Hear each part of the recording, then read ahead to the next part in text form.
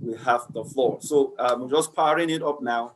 In few minutes, in few seconds, we'll be live from our YouTube channel. So like I said again, let me repeat it.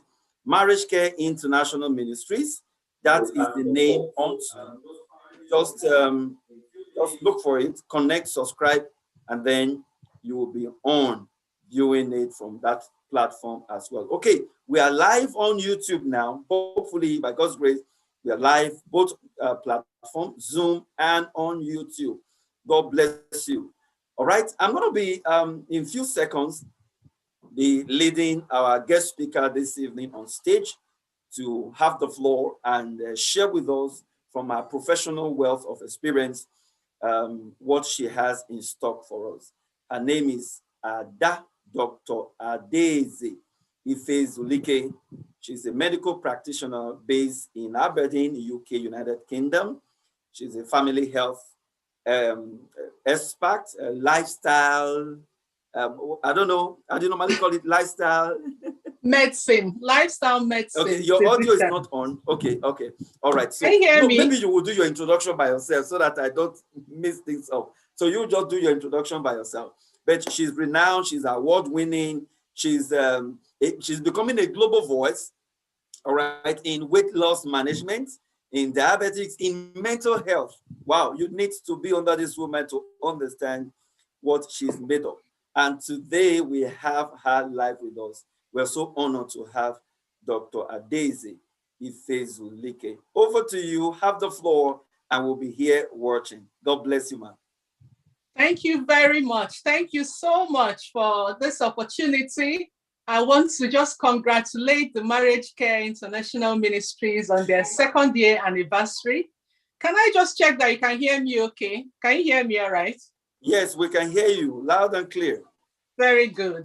So congratulations on 2 years anniversary, Marriage Care International. It's wonderful. In such a short period, you've made such a global impact. I know that Marriage Care is watched or is listened, the podcast is listened to in more than 30 countries of the world, and is impacting different people, lives and families. It's wonderful. So congratulations again. Thank you so much for having me on this platform. I'm always so delighted to speak on health because that's my passion. It gives me so much joy when people are able to take back control of their health. I don't know if there are people on YouTube. If you're on YouTube, I'd like to know where you're tuning in from. Okay, just let us know where you're listening in from. Are you in Nigeria or Canada or UK? Just give us an idea of where you're tuning in from. I'm so delighted to be here with us. I'll just introduce myself. I'm a medical doctor by training. I'm a family physician, or GP as they call us here in the UK. I'm also a lifestyle medicine physician. That means I'm trained to teach people how they can use their lifestyle to manage their health conditions. It's a relatively new discipline. Thank you. I can see Ife tuned in from Lagos, Nigeria. Nice to have you on the forum. Thank you, Ife. Right. So lifestyle physicians are a relatively new thing in medicine. In the past, medical doctors were trained to use medicine to tackle health problems. But now we're realizing that people don't really want to take medicines all their lives.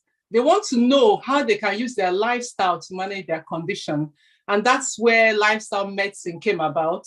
I was quite privileged to be one of the very first doctors in the United Kingdom to become a lifestyle medicine physician.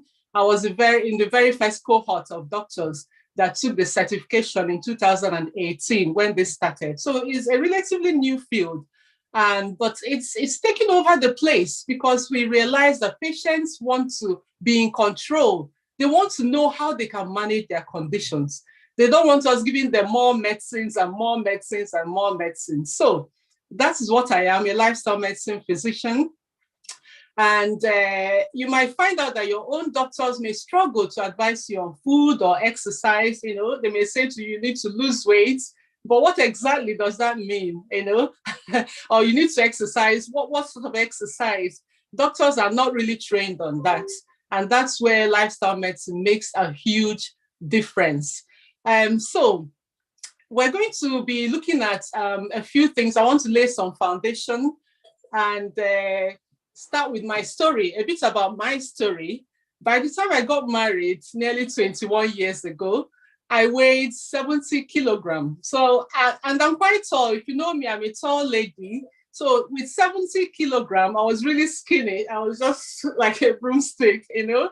But by the time I had my 3 kids, I've had 3 kids, many years down the line, I had added a bit of weight. I was almost pushing to 90, so almost 20 kg on top of my the weight I was when I got married. And I'm sure that's the case with many people here. I don't know if this resonates with you. Just type in the chat. I would like to know what your weight journey has been like. Because for me, it was just a gradual increase. And then suddenly I'm like, oh my goodness, I'm almost 90 kilograms. And I was beginning to have joint problems. My hip joint was quite sore. Even though I didn't look fat to say, you know, if people saw me, they didn't think I was fat, but I knew where I was coming from 70 kilograms to now almost 90. And I was feeling it. I was feeling lethargic. I mean, feeling quite tired all the time. Like I was feeling heavy in myself. So those were the sort of things that made me begin to look more into managing my weight. You know, what can I do to get fitter? So it's really a big thing, weight management, for a lot of people. So many people struggle so much to manage their weight, even to the point of feeling suicidal. I've had people say to me, I'm just tired of this weight thing. It just gets me down. I just feel I don't want to be here anymore because of my weight. For some people, it's taking over their lives. All the time they are worrying about their weight. You know, maybe you're here, the doctor has told you to lose weight. Please write in the chat. I'm really interested in what people are going through in terms of their weight management. You know, can you relate with all I've said so far? Type into the chat. I would like to hear from you. So I'll be sharing with us some foundational things about weight management, 10 key things. I'll start with 10 key things that I want you to take on board concerning obesity. And then towards the end, I'll give you 5 actionable tools, 5 key tools, you know, that you can begin to implement right away so that you can begin to take back control of your weight. Okay, so for now, let me lay some foundations. The first one is that obesity is on the increase. In fact, it's now said that 2 out of 3 of us, so every 3 adults, 2 of them are either obese or overweight, you know? So it's like a global pandemic now. And you realize that many of the people who died from COVID, you know, during the COVID, had underlying, we often say underlying illness. That actually, for a lot of people, was just obesity. A lot of them were obese people and they died from the COVID. In addition to, they may have had some other thing, you know. So obesity is one condition that puts you at risk of health problems, puts you at risk of death, at risk of all manner of illnesses. So that's the first foundation. I want us to understand the scope of the issue. Number 2, majority of our health problems stem from obesity. And I'm sure you agree with this. Maybe you know some conditions that are related to being overweight. Please type into the chat. What conditions do you know? What conditions, I mean, if you are overweight yourself, what conditions have you experienced yourself that puts you, that, is related to your weight? I'm just looking in the chat. Thank you. I can see Sisters Connect. You're here with us. That's great. Welcome on board. Thank you for connecting. So, Justified J, hello to you. Nice to see you. Okay, yes, and someone says, I can see Miriam. Miriam said, I'm often out of breath. Yes, that's a common thing. If you're overweight, you find that you climb up to your steps, you're panting, you know, you're easily out of breath. Some people experience a lot of heartburn, always a constant acid burning in their chest. Some people have joint problems from their obesity. Some people have skin problems. Some people suffer from infertility. They're unable to take in because of obesity. Okay, I can see Dr. Habiba. Hi, nice to see you on the chat. And she says high blood pressure. I agree with you completely. High blood pressure is a big one. So number 3, almost all adults at any point in time, they are trying to lose weight. And either they're just starting a diet, or they're in a diet, or they're ending a diet. Does this resonate with you? Maybe you're here and you're always on one diet or the other. That is a common thing. Maybe you've been on a diet. Type into the chat. I'm watching out. I just love to hear from people when I'm doing my presentations. And yes, so that's the situation people find themselves in. They're always struggling with their weight. Number 4, remember, I'm laying foundations. And towards the end, I'll be giving us 5 actionable steps to you can begin to put into action right away to manage your weight. So the 4th thing I want to say is that 5% of weight loss is associated with incredible health benefits. What do I mean? All the studies have shown that if you're able to lose just 5% of your weight, 5% of your weight, that's where the health benefits kick in. It's incredible. That 5% can help your diabetes, can help your blood pressure, can help your joints. Just 5% of your body weight off. So people often come to me and they say, oh, I need to lose 20 kilograms. I need to lose, 30 kilograms. I said to them, okay, let's start from somewhere. Let's calculate 5% of your body weight. That's where you need to start from. So if you're on this chart, let's calculate it together. What's your weight?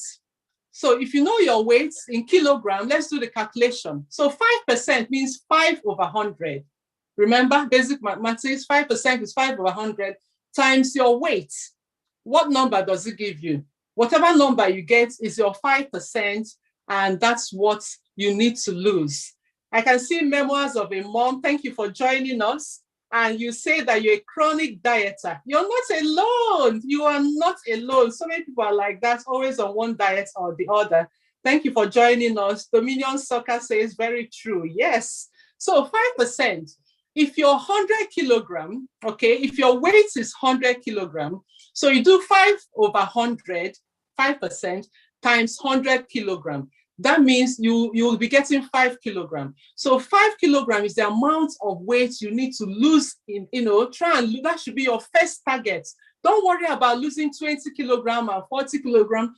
Take off 5% of your weight, and that may be all you need to manage your diabetes, to come off some of your medication, So if you're here and you've calculated it, drop it in the chat. Let's see what people need to lose. Let's see how much. Don't tell us your weight. You might be embarrassed to say that, but how much do you think you need to lose? Have you done the calculation? Let's have a look. Let's have a look. So that 5%, and the reason I want you to do it is that it immediately gives you an idea of what to start working towards, okay? So your weight loss is not a vague idea. I can see Joanna. Joanna says she needs to lose 5.11 kilogram. Good. So that's somewhere to start from. You have to know the numbers. You have to know the numbers. Dr. Habiba says she needs to lose 3.9 kilogram. Great. Now you know what to fight for, what you need to work on.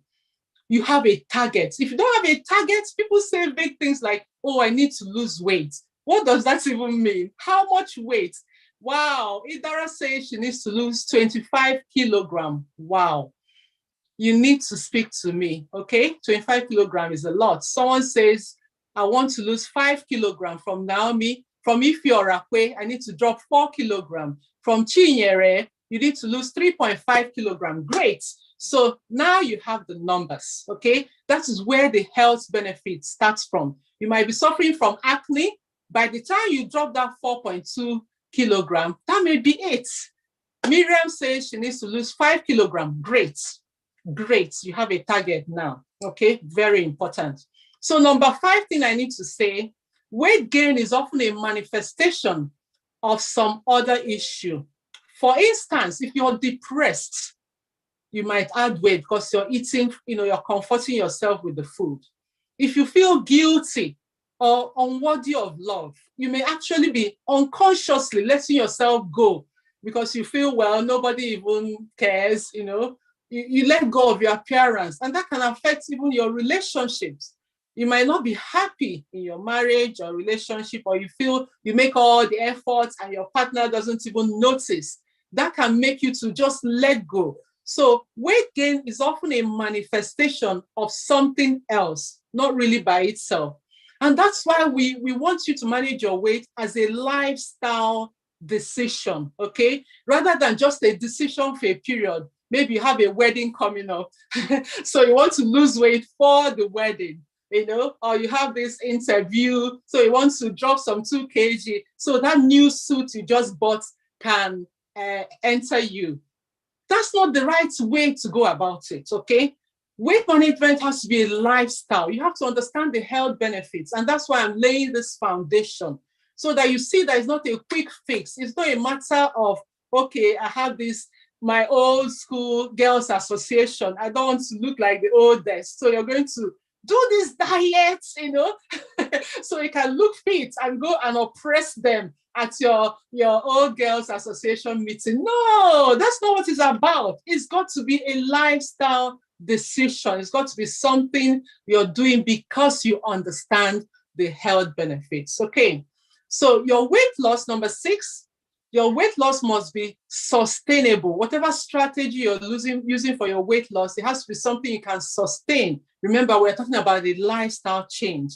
That's what we are on about, is a lifestyle change. It has to be something you can sustain for it to work. You can't drink shakes forever. I'm sure you agree, You can't eat only fruits forever. Some people drink what you can't drink only water forever. You can't eat only nuts forever. You've got to choose a strategy that you can, that is doable, that is sustainable. You can't eat vegetables, you can't eat only carrots every day, day in and day out. So your weight loss strategy has to be something that is sustainable. Okay. Number 7, remember, we're laying foundations so that we can get it right from the start.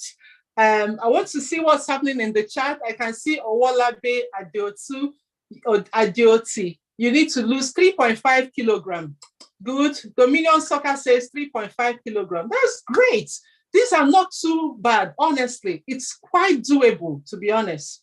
And Sisters Connect says a lifestyle change is the key. That is it. A lifestyle change is the key. It's not about moving from one diet to the other one. It's got to be a lifestyle change. Thank you, Sisters Connect. So number 7 foundation is that fasting, listen, fasting, if done properly, is an incredible tool in your weight loss arsenal. Can someone write that down? Please put that in the chat. Fasting, if done properly, can be an incredible tool in your weight loss arsenal.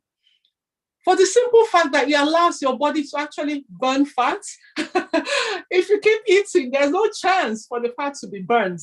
If you've got lots of food in your fridge, you have your fridge in the kitchen, yeah, but you have your freezer somewhere else, maybe in your utility room or your garage.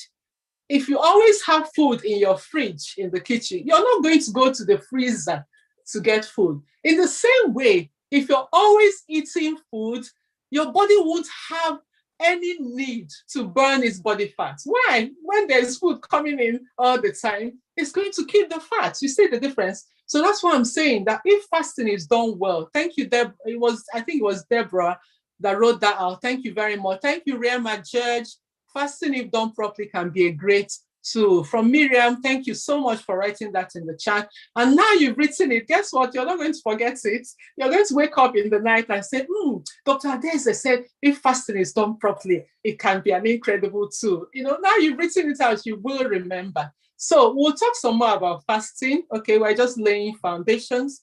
Number 8 now. Number 8, understanding the body signals is key.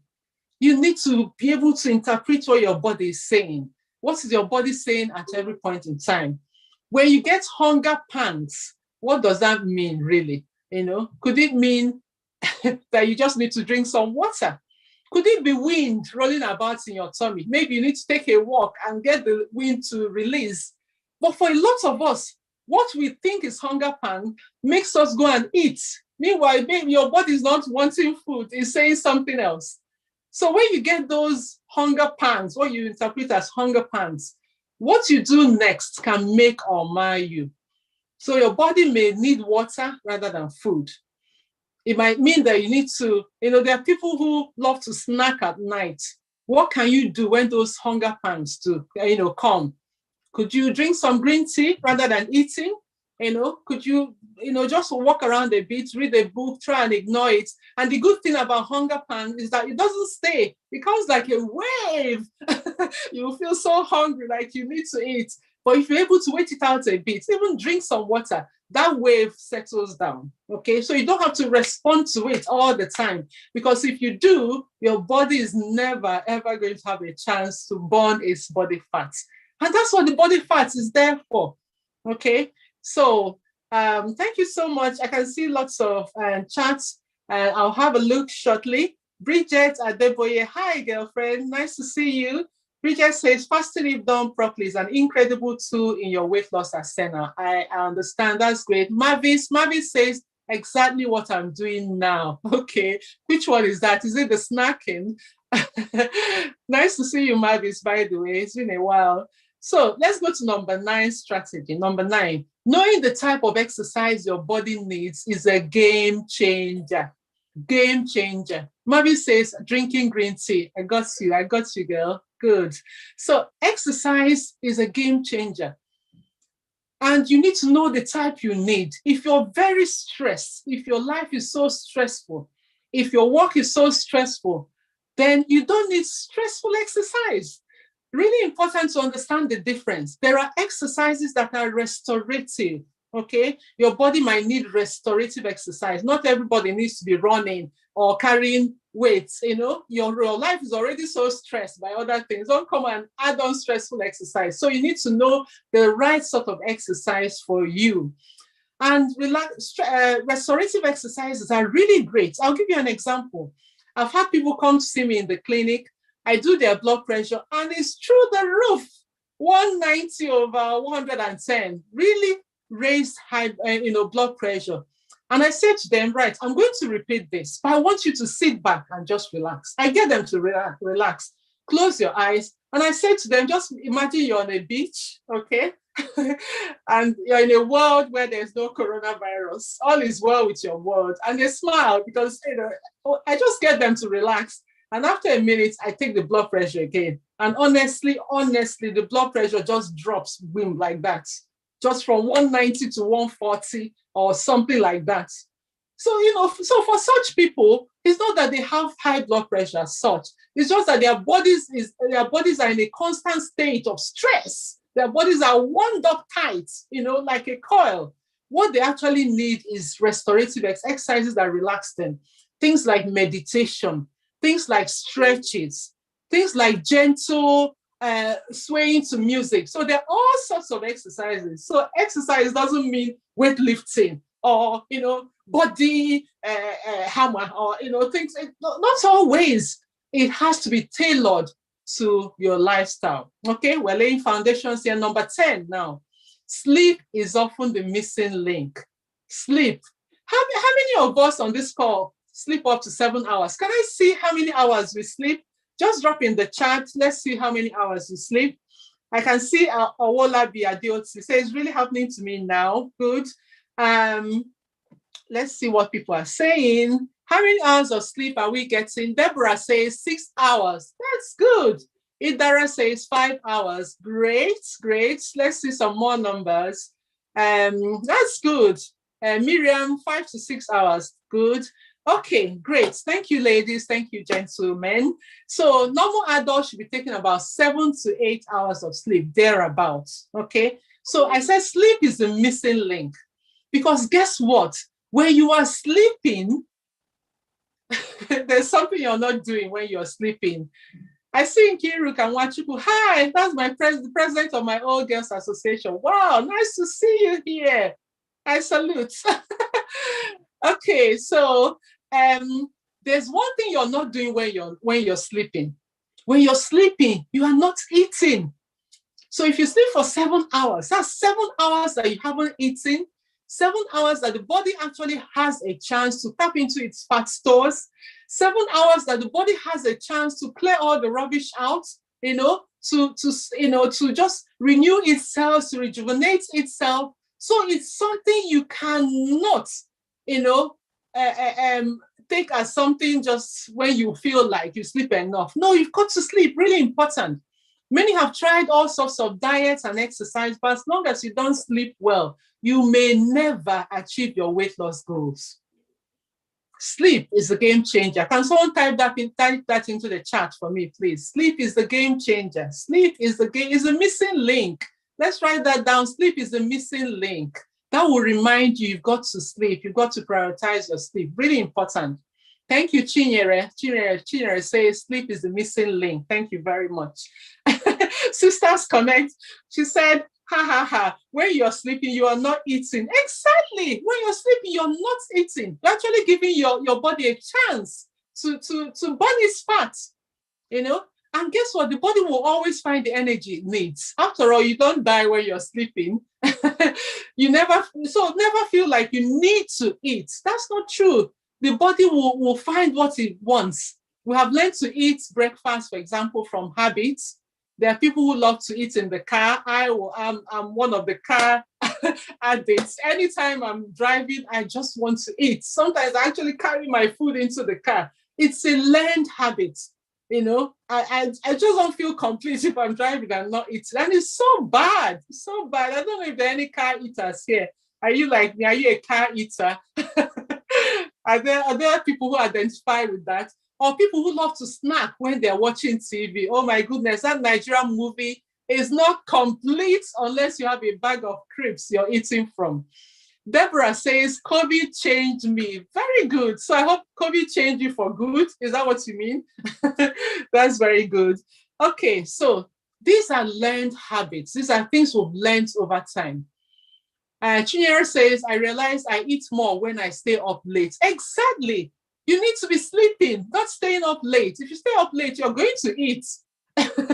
You know, so try and get in your sleep. Very important.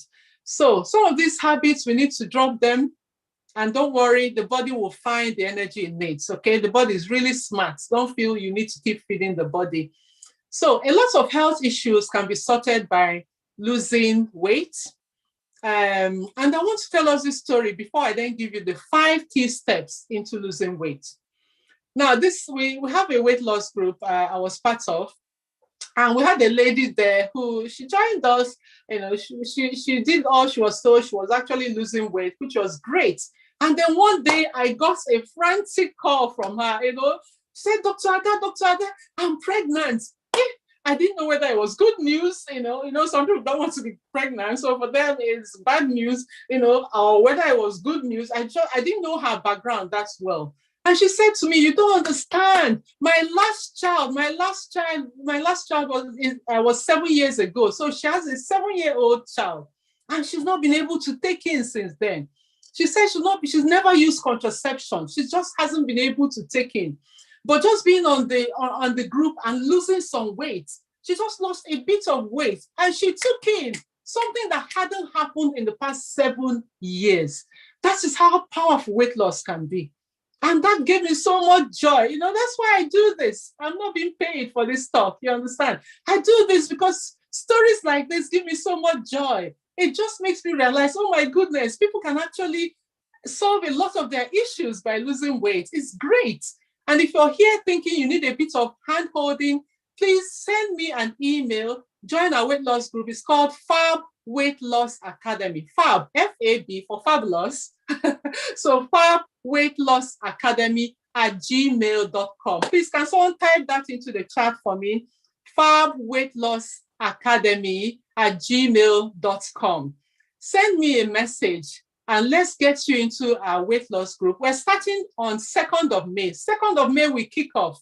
If you're finding this useful, you will be blown away by the actual academy. Just 4 weeks of teachings like this, hand-holding, going through your medical records. It will be like having your own personal physician. I'll be there to hold your hand to help you through it. Okay, so let's move on. So 5, thank you so much, Agatha, for writing Fab Weight Loss Academy @gmail.com. That's correct. Joanna, thank you for writing that down. Thank you, Rema, George, thank you, Dr. Habiba. You people are showing me so much love. I love you all. Thank you so much for helping me with that. So what are the 5 arsenals combat weight loss, weight gain? 5 arsenals combat your weight gain. Okay, the first thing to realize is that obesity is caused by various things, okay? There's no magic bullets. It's multifactorial. It's just like heart disease. Heart disease can be caused by smoking. It can be caused by being sedentary. There are some people who their jobs are sedentary. You're seated for 7 hours at work. That job will kill you. If you're seated for 7 hours at work, that's not right. You need to get up. Every couple of hours, you need to get up and walk around. Sitting for so long they said, is a new smoking. I mean, kills. If your job is sedentary, you need to get up. So your heart disease could be because your job is sedentary, or because you're smoking, or because you have family history of that, and so on. So it's multifactorial. Same thing with obesity.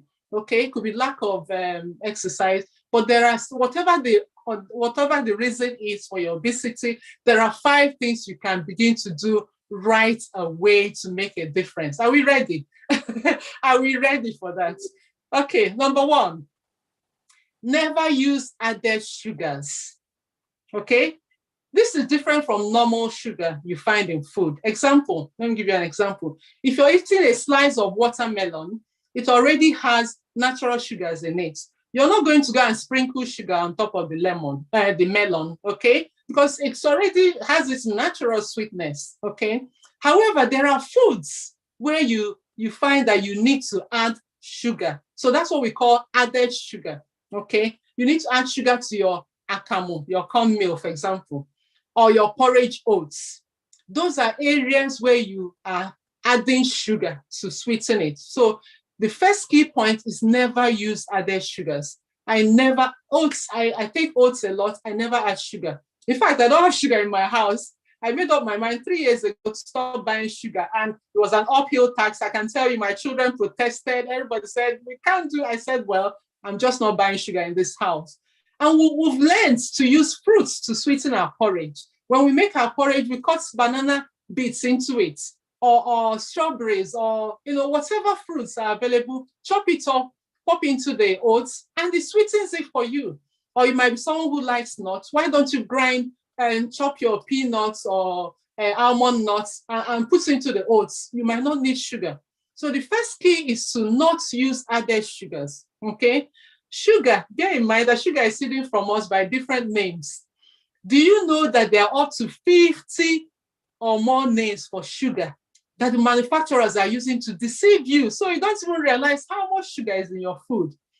Names like molasses, caramel. I don't know. Do you know the different names of sugar? If you do, type into the chat. Let's have a look.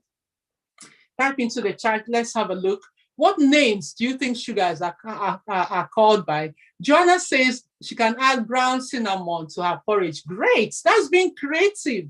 Thinking of different things you can add. Agatha says sucrose. Yes, that's another name for sugar. So Adara says glucose. Exactly. But those ones are even a bit more obvious. Do you know that things like nectar is another name for sugar?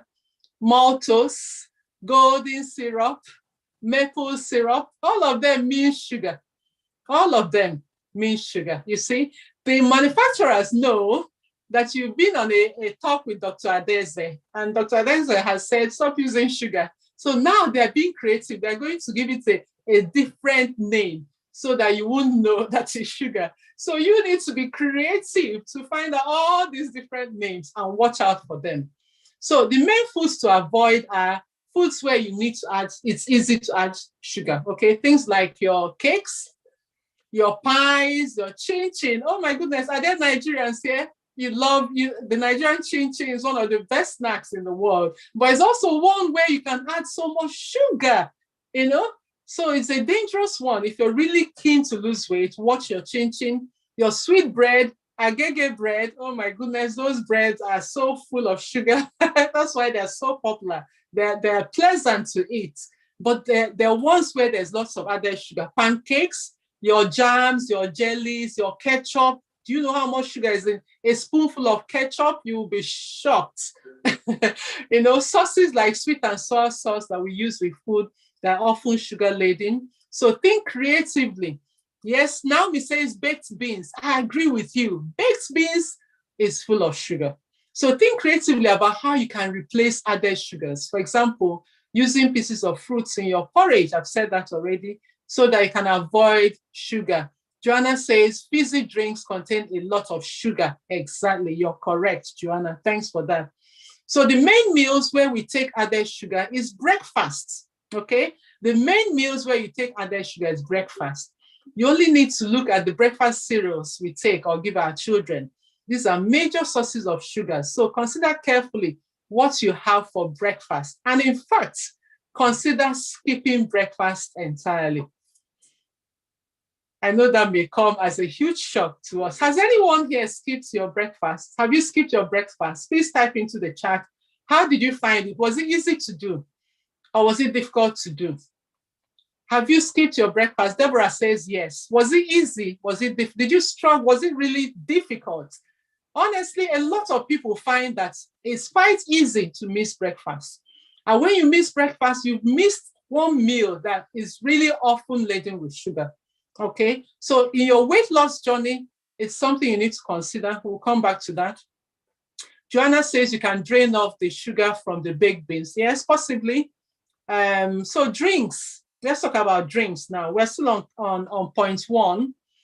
And drinks are another trap for taking in added sugar, such as smoothies. Your smoothies, oh my goodness, no matter how they say it is healthy, a lot of these smoothies have a lot of sugar.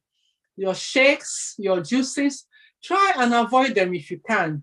You know, if you can take water or plain teas, herbal teas, coffee without milk or sugar, learn to take those.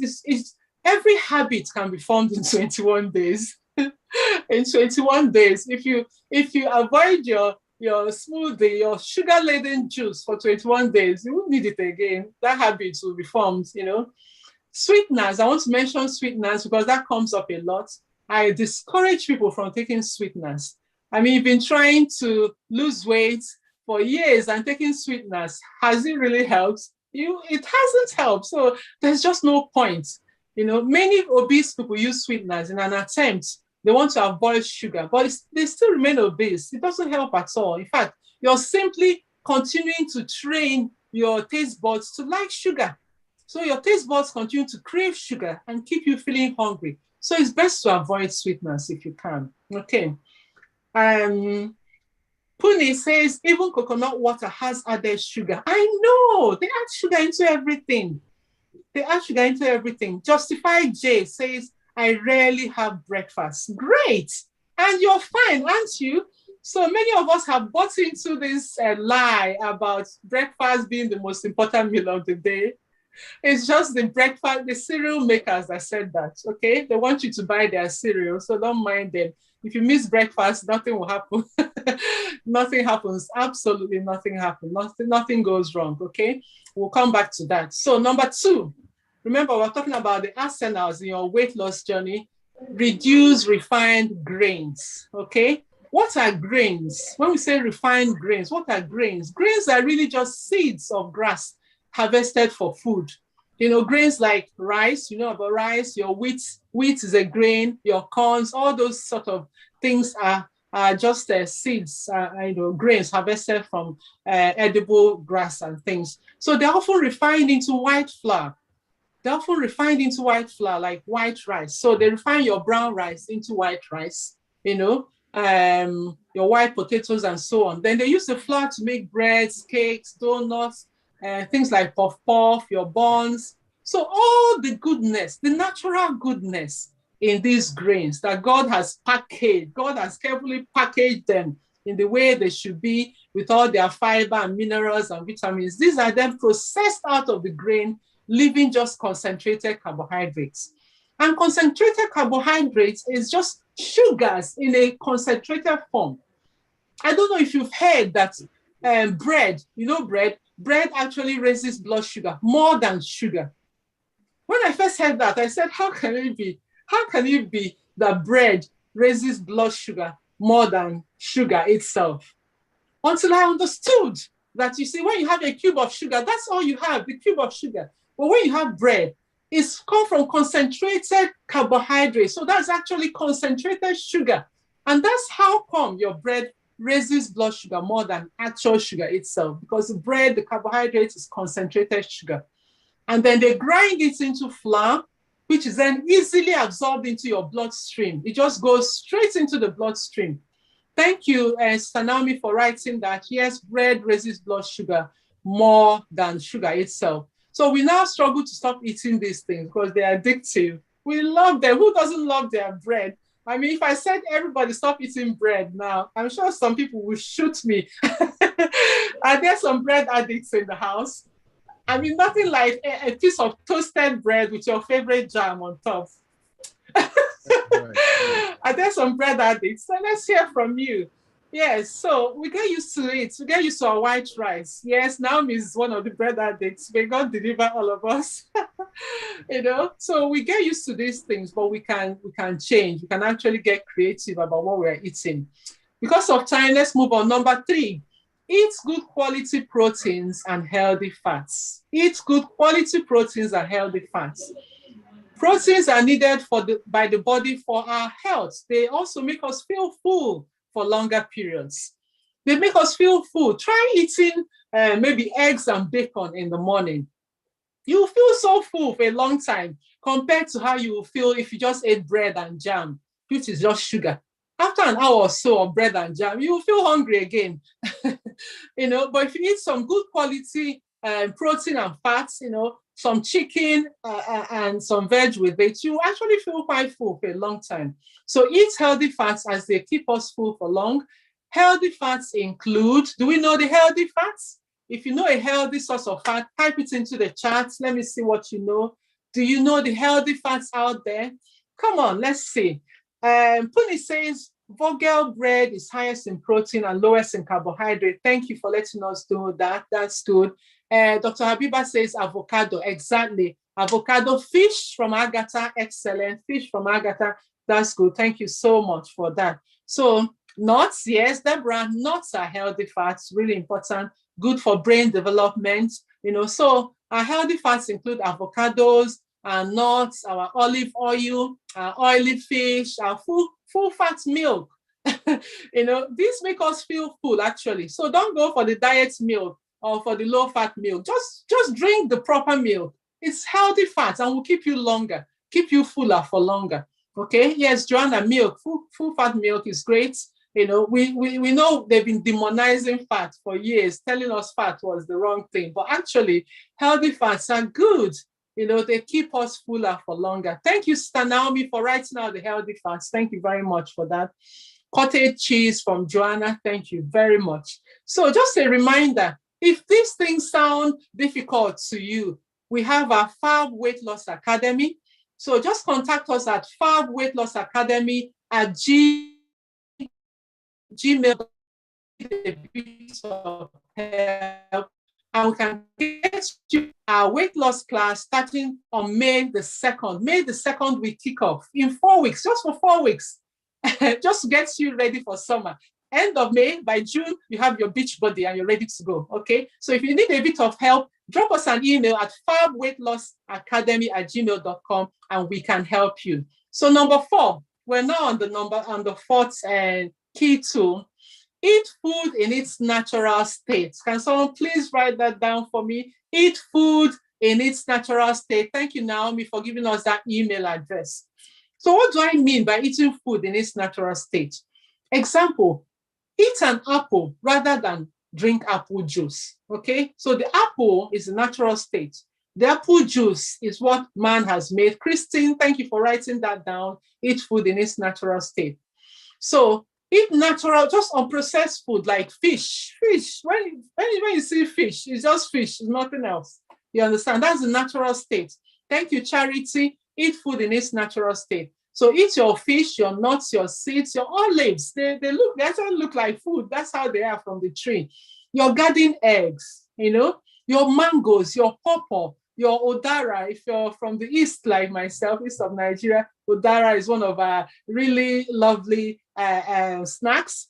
It's just natural food. That's what it is, So eat food in the way it was created by God. Because man-made variations of the natural foods are often laden with salt and sugar to make them tasty. So when man makes these things, they have to put sugar, they have to put salt so that it has taste. So try to eat food as close to nature as possible. You don't see like beef burger growing on the tree, do you? So that's man-made. You see what I mean? A lot of packaged food, those sort of things need sugar and salt to make them tasty. So they're not the natural way. And the body recognizes signals in natural food. There are some signals that help us to feel full and avoid overeating. For example, if you eat a mango, inside the mango, there's fiber. So the fibers stimulate the stretch receptors in our tummies. Those stretch receptors will be stimulated and they will send a signal to our brain to say, you've eaten enough, time to stop, you see? But these natural foods often have the fiber processed out. So that normal signal that should tell you you're full is not there. Think about how many apples can you really eat, you know? And yet you can drink liters of apple juice.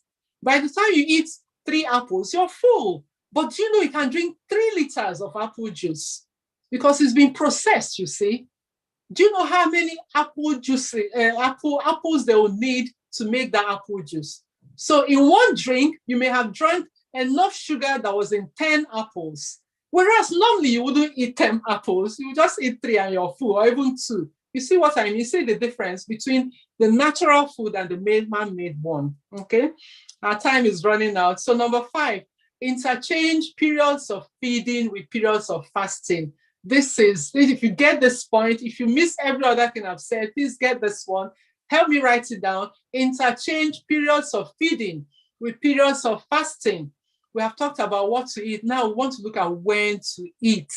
When do we need to eat? Eating constantly means that the body does not have a chance to actually burn all the calories you are giving it. If a fuel tank is full and yet you keep putting fuel, it's going to spill all over the floor, all over the car, you know. And if someone comes with a tiny flame, thank you, Agatha, for writing that down. Thank you so much. If someone comes with a tiny flame, that could cause a catastrophic explosion. Likewise, if we are constantly feeding, it means that there's an overflow of calories that the body has to deal with. You know, it's forced to store these as body fats in the organs of your body. And that's where when people begin to have things like fatty liver, maybe you've had a scan and they said to you, you have fatty liver. So what's happening is that the fat cells are taking over your liver cells. And the fat cells cannot do what the liver cells do, you see. And the liver is an important organ. You know, we all have 2 kidneys. So someone can even give you their kidneys. Thank you, Charity Okongwu. Thank you for writing that down. So someone can even give you one of their kidneys, but we all have one liver. So who is going to give you your own if your fat cells take over the liver cells? And that's when people have liver failure, you know. So when you're fasting, the body uses the stored calories to make energy. So to lose weight, extend the period that the body is using these calories by fasting. Consider eating a late breakfast. Shift your breakfast to 12 noon. And when it's 12 noon, just have lunch. Don't have the breakfast and then lunch again. Just have lunch. It's lunchtime, okay? Just forget the one you missed, the breakfast. So consider eating a late breakfast or skipping breakfast altogether. You'll be fine. I'm telling you, try it. You'll see it's okay. So those are the key 5 steps to losing weight. I haven't gone into long details because of the time. I want to take some questions. So, but in our Fab Weight Loss Academy, starting on the 2nd of May, we'll be holding your hand as you journey through to losing weight. You need coaches that are tried and tested, people who know what they're saying, because we want you to do it in a safe way. We don't want you to suddenly drop 30 kilograms. That's not healthy. We want to teach you to make it a lifestyle. So you will lose weight, guaranteed. The quantity will be up to you, okay? You will learn more than weight loss. You will learn how to lead a healthy lifestyle. So send a message to us on fabweightlossacademy@gmail.com. If you want to lose weight, if you have diabetes, or you have been told you can't have surgery because of your weight. Do you know how many people they've said to them, we can't do your knee replacement until you lose weight? Because the surgeon knows that if he operates on you because you're overweight, you're not going to have a good outcome. And their work is audited.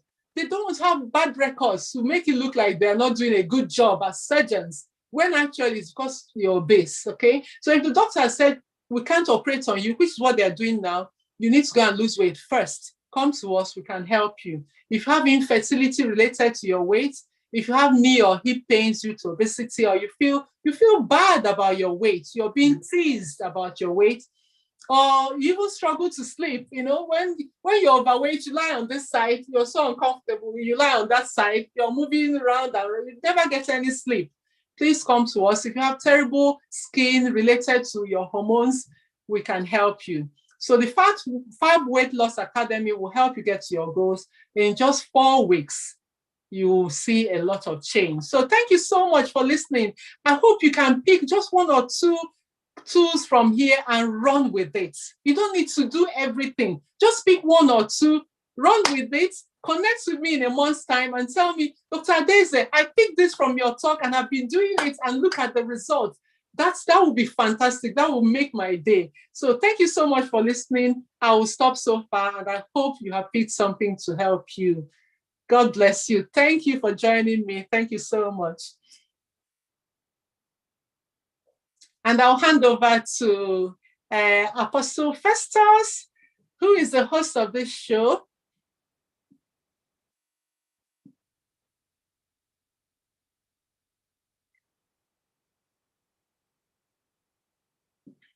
Thank you. I see some love in the chat. Thank you. I appreciate you all. Wow. Thank you. Wow. Wow. Thank you very much. Thank you. Thank you very much, Adeze. Thank you. Thank you, Ma. Thank you very much. I was just wishing we just continue. We just roll it on. Please, you can still mute your audios, please. All right, please, let's remain muted. Thank you. All right, so we're just quickly going to question and answer series now. We have a couple of questions. If you have your question, you can drop it in the Zoom platform or directly to the YouTube platform. Wherever you drop them, we'll just pick them up. We're already behind schedule, so we'll just try and see how we can run through this. Now, Dr. Adeze, somebody asked while you were teaching, can we use honey in the place of sugar? There's another question related to it. Anyway, okay, let me just put both of them together. How truly safe is natural honey? Another person asked that. So you can just put those 2 questions together. How truly safe is natural honey? Can we use honey in the place of sugar? Thank you for that question. Can you hear me? Can you hear me? Yes, we can, please. Okay, so it's the principle I want you to look at, okay? Yes, honey is natural. It's actually one of the very few foods that are just plain sugar in nature. You understand? So honey is natural. However, we're looking at the principle behind it because we want to retrain our taste buds, okay? We all taste sugar at a high level now because of the sort of foods we've been eating over the years. What we're trying to do is to come back to what is more natural. Do you know a lot of children won't eat orange because it's not sweet enough? Their breakfast cereals are sweeter than orange. They're sweeter than carrots. So they find carrots not tasty because their sugar, the level at which they taste sugar is so high now because of the type of modern food we're eating. So honey is not bad, but if you're trying to reset your system, especially if you want to lose weight, we'll say cut down on that. Try and do without, okay? If you're so used to honey, add a little now and again. Try and skip it now and again. Keep doing that. Like I said, if you skip it for 21 days, you will forget that you ever used honey. So that would be my answer. Nothing wrong with that. But if you're trying to lose weight, we would say any added sugars at all, try and cut down.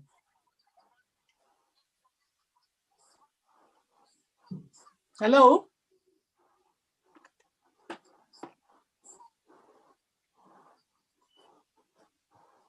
Have we lost our host? Thank you. Okay. Oh, no, I'm okay. I think there's just a lap going There's on. a delay, I think. Okay. Someone asked, is using plantain flour of eating gari healthier? Plantain flour. Okay, so. Okay, do you want me to take that question again? No, it's fine. I heard you. Yeah. So plantain flour, I would say look at the way it's prepared, okay? If you get the plantain with its natural fibers, and that's what it is, it's just you cooking the plantain and using it as your swallow, that's fine, okay? But if it's processed, if you're buying it from the shop, you're never quite sure what they've mixed with it, okay? You often find that they processed the healthy stuff out. So if you're eating it by you're making it yourself, I would say yes. But again, remember, cut down the amount you're eating or eat it within a short window. You really must make some time for your body. You have to practice some sort of fasting to allow your body use up what's some of its body fats, okay? So yes, I would say go for it if you're the one preparing it. All right, great. Thank you. You've already answered this question why you were actually teaching, but let me just still put the question back to you again, in case you might just want to still add a little bit to it. Is that we are told that breakfast is the most important meal of the day. How true is this? Honestly, I want you to clarify this again. You said that the producers of some of these sugar laden products, I know this has been so controversial. A lot of persons are still finding it difficult to agree with you that breakfast is not the most important meal or whatever. But you are a medical practitioner and you are in this field, and this is what you do. So please, can you just take us through again, maybe for the sake of those who didn't join in earlier, how true is that? Is breakfast the most important meal of the day? That's a question to you, ma'am. Okay, yeah, so no, okay, there's no most important meal, definitely not breakfast, okay? And actually, if you look back, breakfast is a new thing. It's relatively new. Our ancestors woke up and went to the farm. They farmed in the cool of the day till around midday. Before they ate, they didn't have breakfast. It's something that has come up during the years, with new products being produced, cereals, especially the cereal manufacturers. Like I said, you try it yourself, okay? Try and miss your breakfast and see how you feel. And interestingly, you're actually least hungry in the morning. You may not realize that. But the body has mechanisms, that increase our blood sugar just at the time we're waking up. So the body knows you're going to get up. It releases a hormone called cortisol, okay? Cortisol is a hormone that wakes us up, and that pushes blood sugar, increases our blood, gives us a burst of blood sugar to get us up for the day. Okay, so the body already knows what to do. But over time, due to habit, we wake up and we're looking forward to our breakfast because we're used to it. It's habits. It's all habits. Okay, and habits can be changed. There's no reason to take breakfast. If you wake up and you're not hungry, please go to work, you'll be fine. Or you can have a drink, have your cup of coffee or something and go about your way. This person says, the general says, I'm not a breakfast person.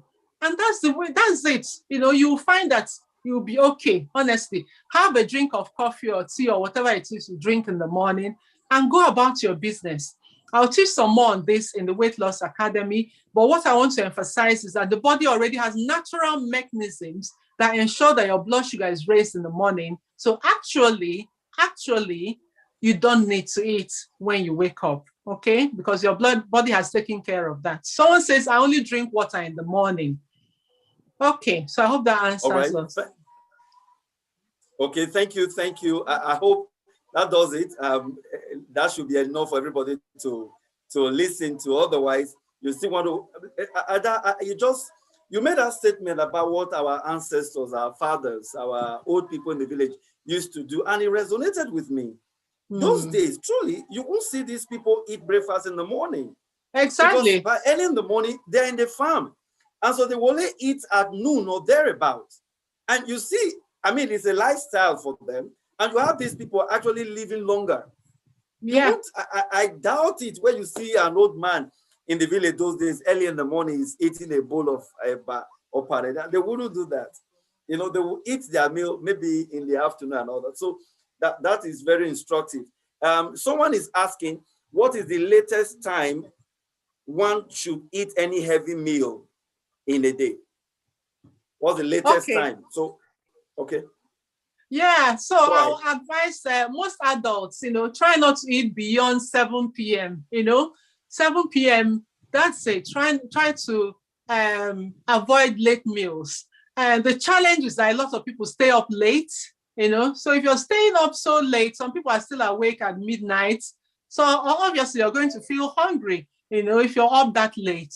So you have to have a strategy to manage that midnight hunger, because ideally you should be in bed, not being awake, okay? But if you do find that you're the type of person who is awake at night, then it means that during the day, you have to fast. You have to, because you should have been fasting during your sleep time. You don't eat when you're sleeping, but now you are awake, so you've eaten.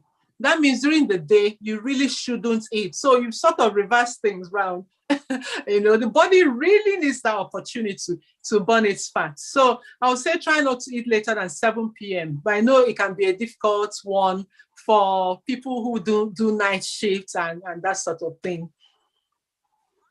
Wow, that's great.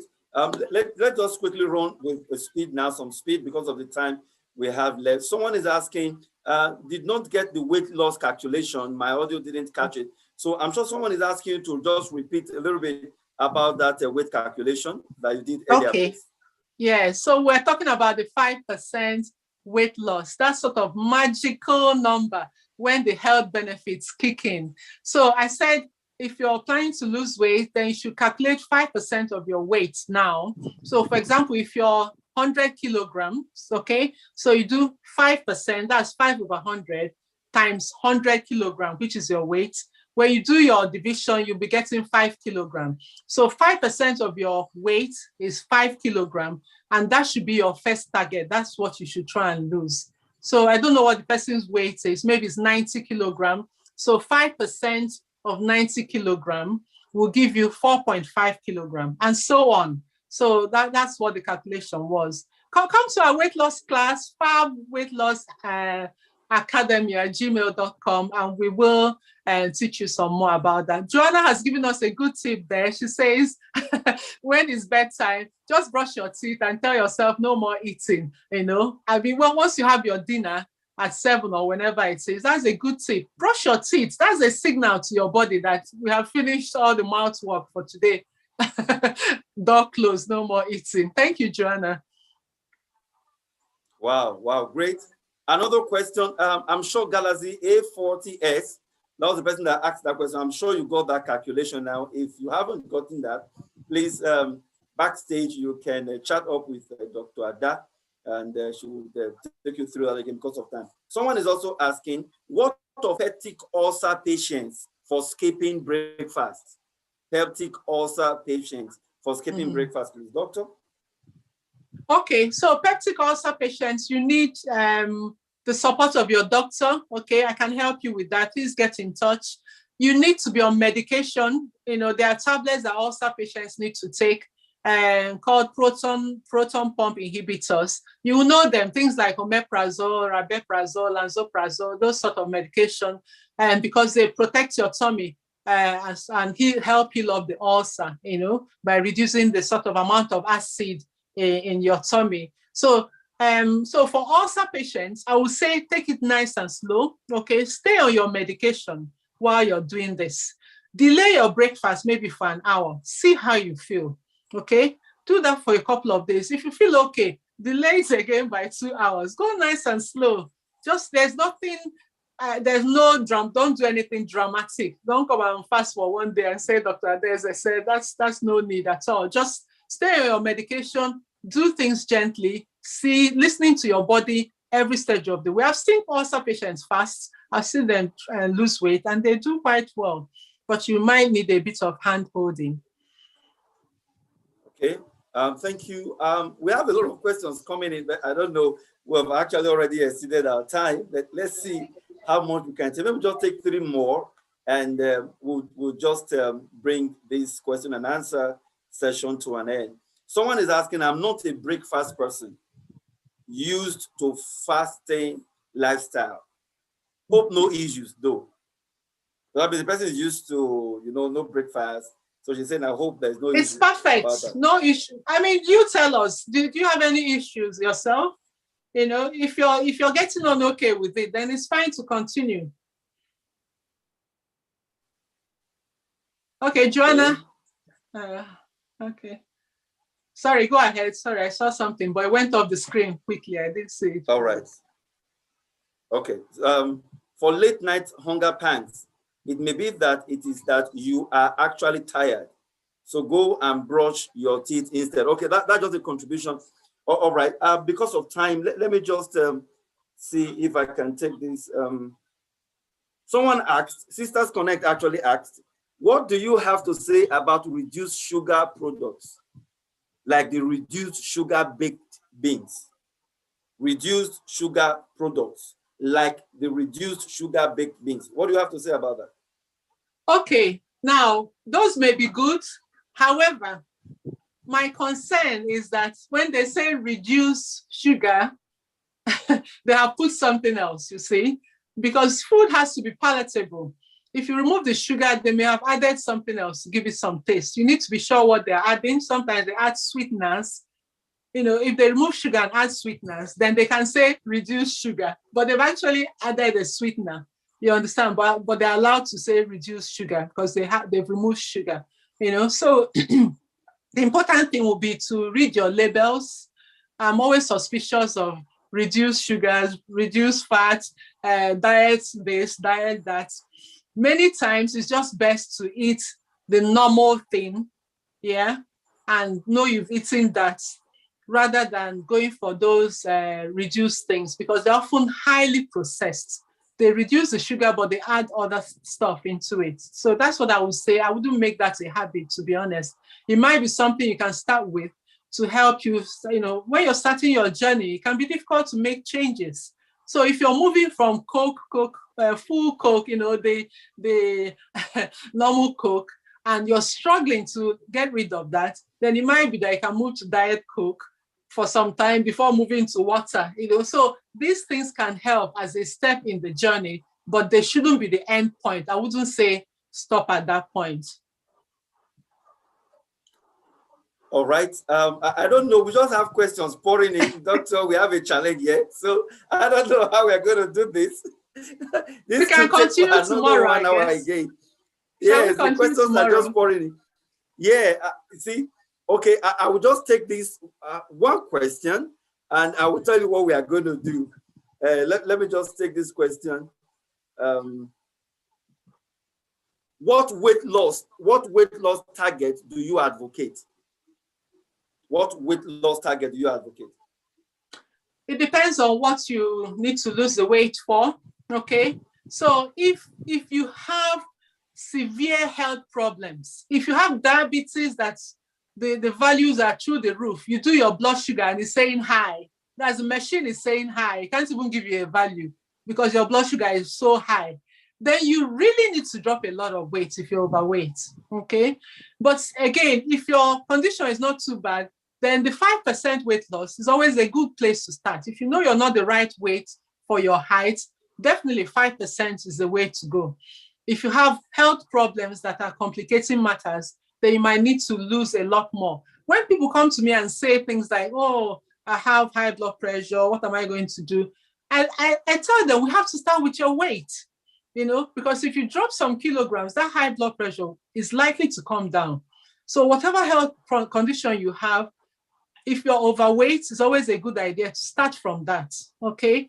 And aim for 5% of your body, of your weight, unless you have more severe health problems. In quick case, please get in touch. I'm happy to look at your health records. If you email them or fax them over or whatever, you know, we'll get you registered in the class. I will have a look. Like I said, it's like having your own personal physician.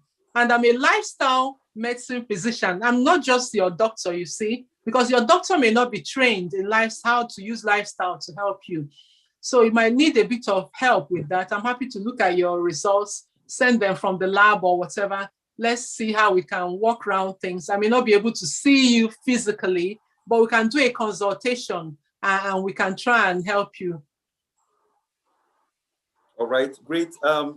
Ada, the questions are just pouring in. We can't take this anymore because of time.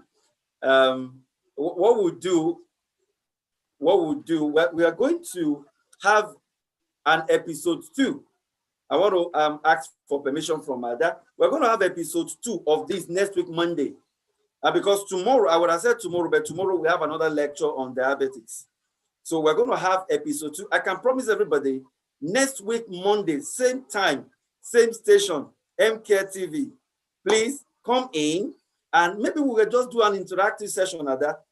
Yeah, not so much of the lectures, just do interactive session, let people ask questions. Next week on Monday, I can guarantee you Ada will be here again to have your question. But I won't let you go without asking this question because it's somehow funny, and I am sure a lot of persons will want you to answer this. You actually said in the course of teaching that we should not have breakfast. Okay, don't have breakfast and have lunch again. So in other words, you have skipped your breakfast and it's time for you to now have lunch. You take your breakfast, you now take lunch, you do everything at double, you know, 2 in 1, that kind of. Then someone asked, does skipping breakfast not make you eat much lunch? So it's like a question that is actually answering what you're saying. Don't eat breakfast by 12 o'clock and it's okay. I just took breakfast 12. Let me take lunch by 1 o'clock. You know, that kind of 2 hours after. So someone is saying, does skipping breakfast not make you eat too much lunch at a go? Maybe that heavy lunch, just because you skip breakfast, you want to put so much on your stomach. What do you say about that, Mom? Well, so that's why it's really important that you're motivated. You know, what's your motivation? What's your why for doing these things? You understand? If not, you will keep undermining your efforts.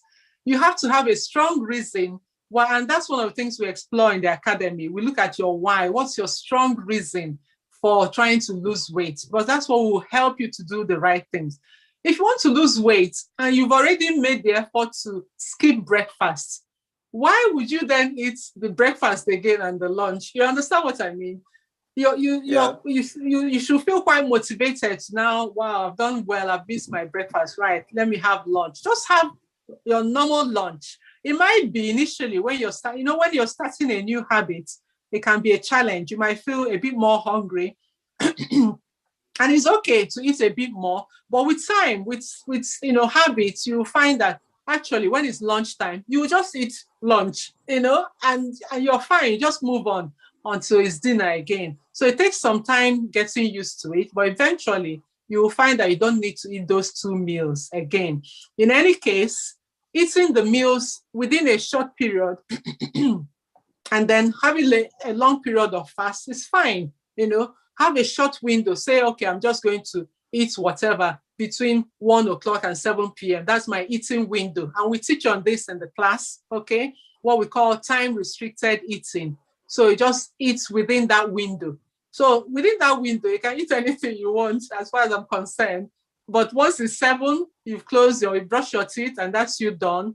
So that your body actually has a chance to burn all that until the next day, 1 p.m. Okay? So I would say if you're motivated enough, don't take the breakfast.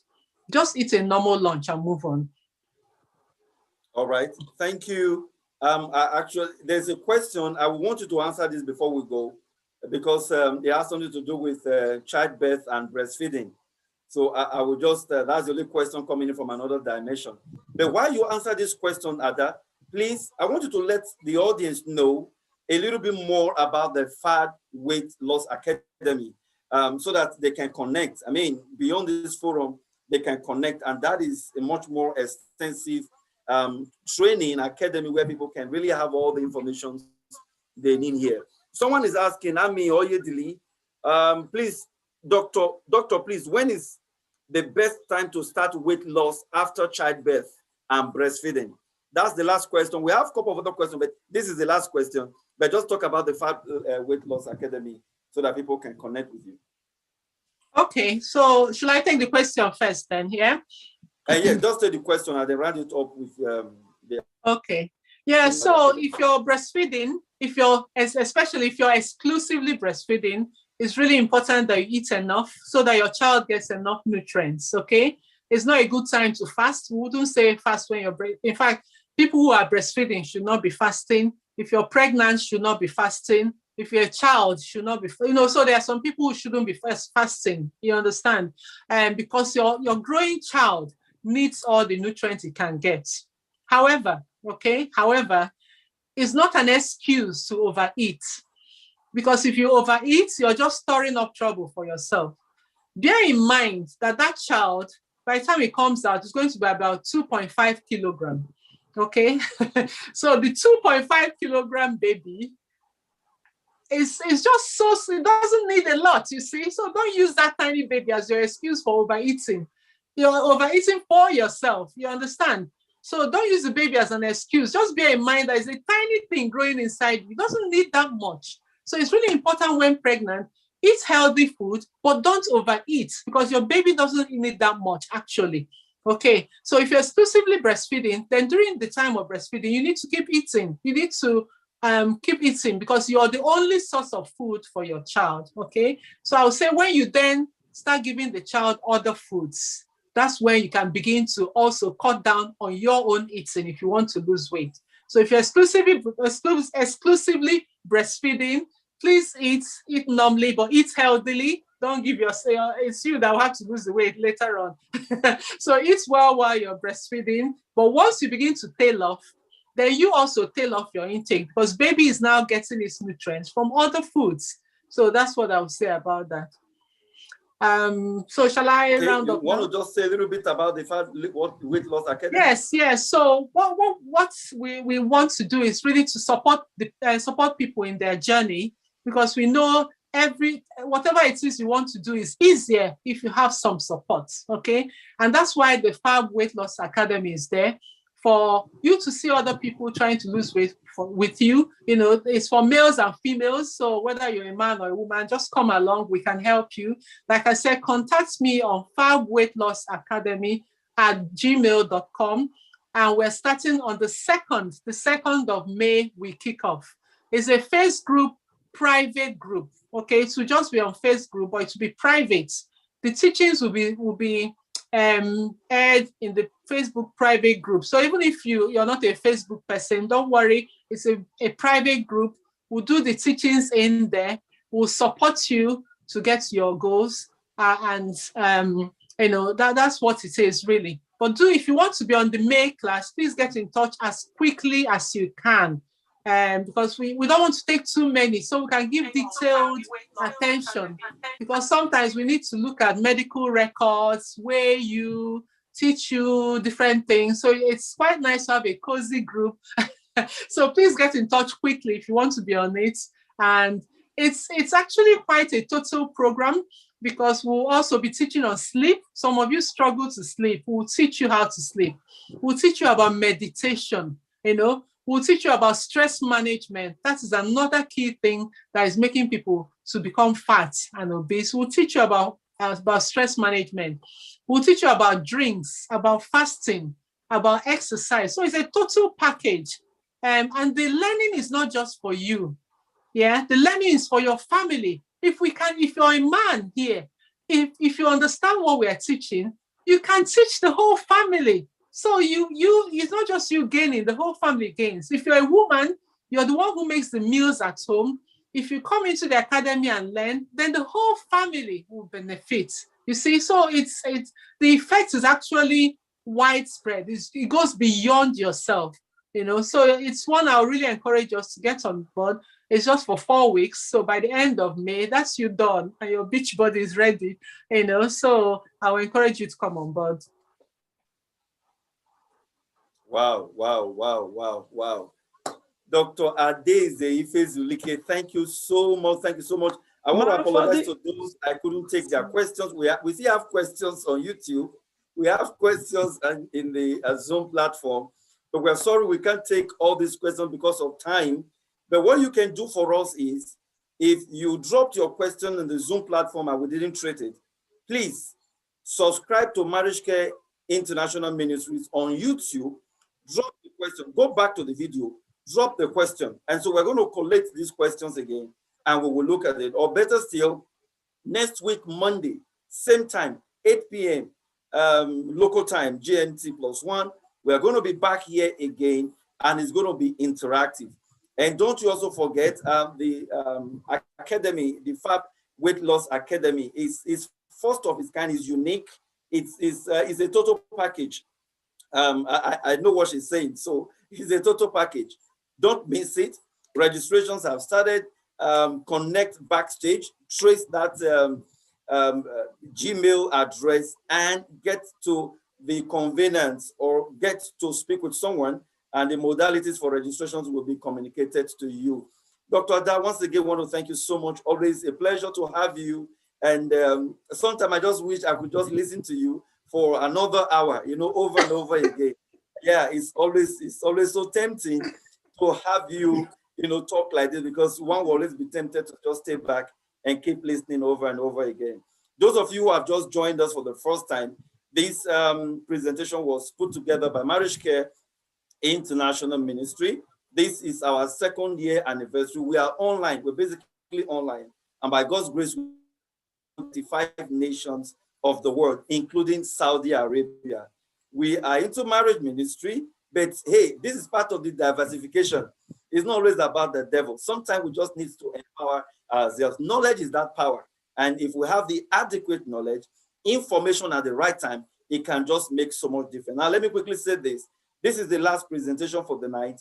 Tomorrow morning by 8 a.m., we're going to be having some other sets of presenters. They're going to be talking to us on topics ranging from sexuality in marriage, crisis management, and from morning 8 a.m. in the morning all through the day, we're going to be having different presenters come live to talk to us. So please just go to the YouTube channel, subscribe, and click the notification bell button, and you will be alerted whenever we go live. I want to appreciate everybody, all the presenters, Sister Caro, whom one name, Dr. Bridget Adeboye, and of course, Irena Fragrance Osemwahu, and Dr. Adeze Ifezulike. It's been a wonderful day. This is the first day, and we believe tomorrow is going to be much more.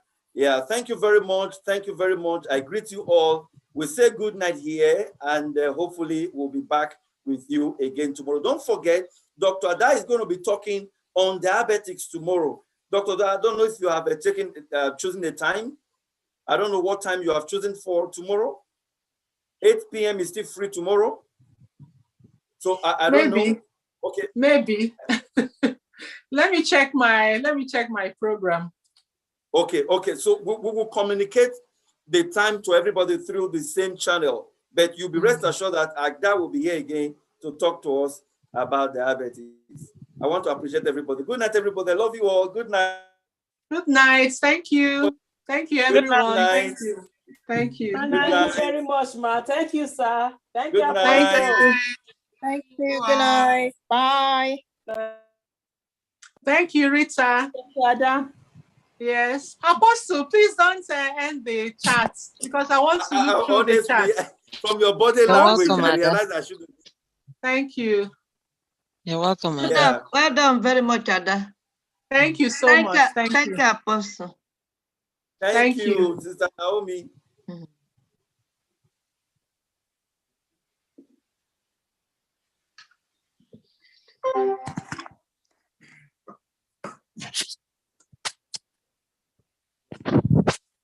Thank you. Good night. Thank you. Thank you.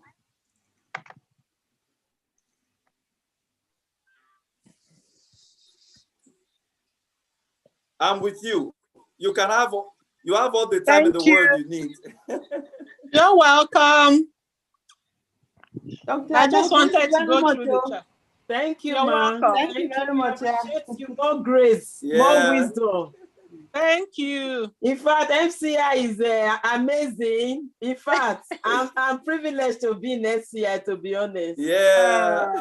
Bless Oh you. my Bless God, you. this package Wow. is just too much. Thank Bless you. Thank you. you, Apostle. Thank you. Thank you very much, Dr. Daisy. You're welcome. Thank Sister you so Victoria. much. Yeah, I hope it's not recording on YouTube again. Oh, really? Oh, it's still on I YouTube. supposed to remove the YouTube one. I'm sorry. I thought. Apostle, you can stop the YouTube. No, I can't stop. I have to stop.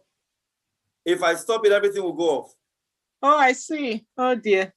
Okay, I'm just reading the chat and then we can just give me a moment.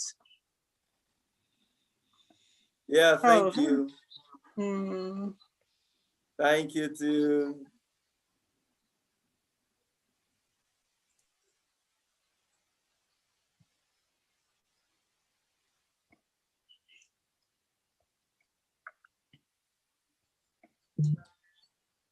We are still on YouTube. And the only way I can do that is to end everything.